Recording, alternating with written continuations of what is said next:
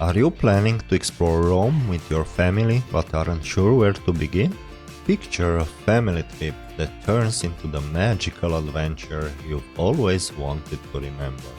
Join us as we explore the eternal city together, with something for everyone in the family. We'll make ancient history exciting, find food that even picky eaters will enjoy, and turn travel stress into fun memories. Ready to find Rome's best family-friendly spots? Let's get started!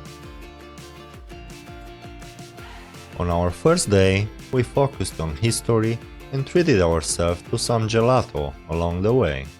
We started at the Colosseum, where up to 80,000 people once gathered for some of history's most exciting events. It is Rome's most famous symbol and shows the power of the ancient empire. But it's also the busiest spot in the city. That means you need to book well in advance, at least 30 days. You might find some last-minute tickets through third parties at a premium price, but there is no guarantee.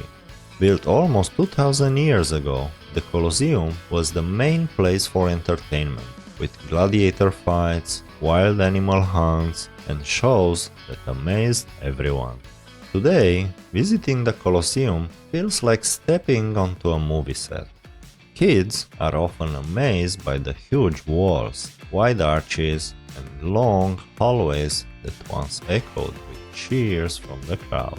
You can walk on the arena floor where the fights took place, see the underground area where animals and fighters waited, and climb to the top levels for great views of the arena and the city. We booked our tickets for an early morning visit because the line gets very long. There are a few ways to visit. You can join a guided tour, book a private tour for your family, or explore on your own. Ticket prices depend on the type of the tour you choose. Kids get in free, but you still need to reserve their tickets. We spent almost 3 hours here, which was enough to see everything and kept our son interested the whole time. After the Colosseum, we walked over to the Roman Forum, which is right next door. This was the center of public life in ancient Rome. Temples, markets, speeches, parades, and ceremonies all took place here. You can still see the ruins of ancient basilicas, Senate House, and triumphal arches. These remains tell the story of a civilization that shaped the Western world. Palatine Hill, which stands above the Forum, is one of the oldest parts of Rome. For kids, all these ruins can be a bit confusing. To them, it may just look like a big field of broken columns and dusty paths. That's why it helps to tell them stories, like the myth of Romulus and Remus, the twin brothers raised by a wolf who founded Rome on Palatine Hill. We brought with us a Roman explorer's kit, with a compass, a magnifying glass, and a notebook for sketching. If you turn the ruins into a treasure hunt or a game where kids imagine life long ago, they won't get bored as quickly. There are different ticket options depending on what you want to see. We booked tickets in advance for the full self-guided tour of the Colosseum, Roman Forum, and Palatine Hill together. After all the history and a few snack breaks, we were ready for some Rome's famous gelato. The flavors are rich, the texture is silky, and everything tastes fresh, like it was just made with real fruits, nuts, or chocolate. After a full day of exploring ancient ruins, we started a new adventure around Rome the next morning. We learned that the Tiber River divides the historic district and forms a scenic border for many of the city's most famous landmarks. It was once a main trade route for moving grain, wine, and olive oil from the Mediterranean to Rome's inland ports.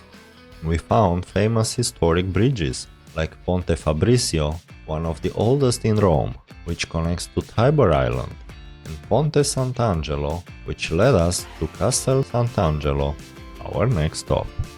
It was first built as the tomb for Emperor Hadrian, then became a fortress, a papal retreat, and even a prison. Inside, the museum guides you through grand rooms, weapon collections, and secret corridors. The best part is the panoramic terrace at the top.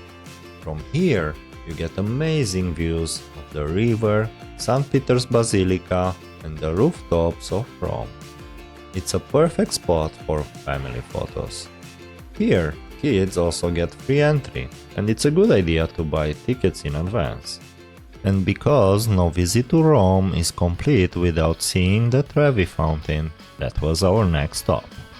People say that if you toss a coin into the water over your left shoulder, you'll return to Rome one day. We enjoy taking part in this tradition. The fountain is a Baroque masterpiece with cascading water, sculpted sea gods, and dramatic marble curves that are stunning up close. In the evening, when the lights shine softly on the water, the fountain feels magical. In the nearby square you will find the Pantheon.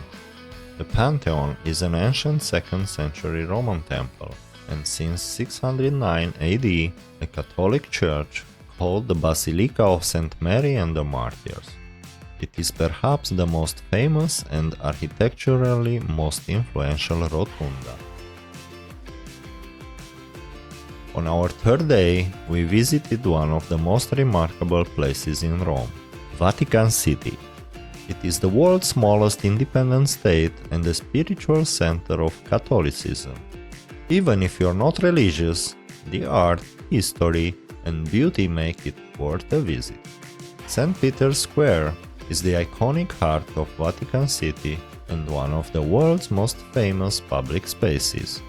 At the center of the square stands an ancient Egyptian obelisk brought to Rome almost 2000 years ago. It now marks the middle of the Grand Piazza, surrounded by Bernini's 17th century colonnades. We visited St. Peter's Basilica, which is free to enter unless you want to climb the 551 steps to the dome or join a guided tour. The ceilings and walls are covered with religious scenes, and the paintings and sculptures are Renaissance and Baroque masterpieces. The dome, painted by Michelangelo, is incredible. Next, we visited the Vatican Museums, which were founded by Pope Julius II in the early 1500s. You can visit on your own, but it's best to book a tour with a guide, since there are no info panels to explain what you're seeing. We saw many ancient Egyptian and Etruscan artifacts, along with more Renaissance paintings, tapestries, and sculptures collected over the centuries. Our museum tour ended at the Sistine Chapel, where Michelangelo painted the ceiling, including the famous creation of Adam. The frescoes tell stories through color and emotion, and they still inspire visitors from all over the world. After seeing Rome's most famous sights, we spent our fourth day walking around, cooking, and relaxing. On our walk, we saw several piazzas close to each other, about 15 minutes apart. We started at Piazza del Popolo, one of Rome's most elegant and grand public squares. At the center stands the Flaminio Obelisk, a 24-meter-tall Egyptian monument brought to Rome by Emperor Augustus to celebrate the conquest of Egypt. From there, we headed to Piazza Navona, one of Rome's most beautiful Baroque squares. We took a break at the Fountain of the Four Rivers. Designed by Gian Lorenzo Bernini in 1651, it represents the four great rivers of the known continents at the time. We continue to Piazza Venezia, central hub for other well-known tourist attractions. There we saw the Altare della Patria, also called the Vittoriano. It's a huge white marble monument built to honor Victor Emmanuel II, the first king of unified Italy.